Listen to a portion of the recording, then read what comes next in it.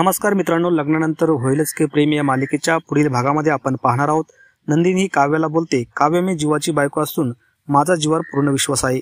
त्याने सांगितले आहे त्याच्या एका मुलीवर एकतर्फी प्रेम होते, त्यामुळे मी त्याला कधीच काही विचारत नाही.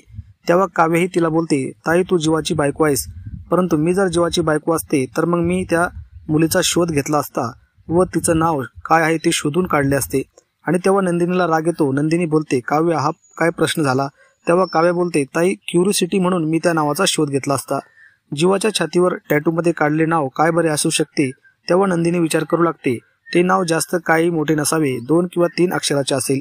तेव्हा काव्य बोलते, 2.5 अक्षराचे सुद्धा असू शकते. आणि मग नंदिनी तिला बोलू लागते, 2.5 अक्षरावरनं काय नाव असू शकते? काव्य देखील असू शकते. आणि तेव्हा काव्य देखील गोंधळून जाते आणि नंदिनी तिला पुढे प्रश्न विचारते, काव्य तू तर नव्हतेस ना? तुझ्यावर तर जीवाचे एकतर्फी प्रेम नव्हते ना? मग मी लग्ना अगोदर तुम्ही दोघे एकमेकावर प्रेम करत होता?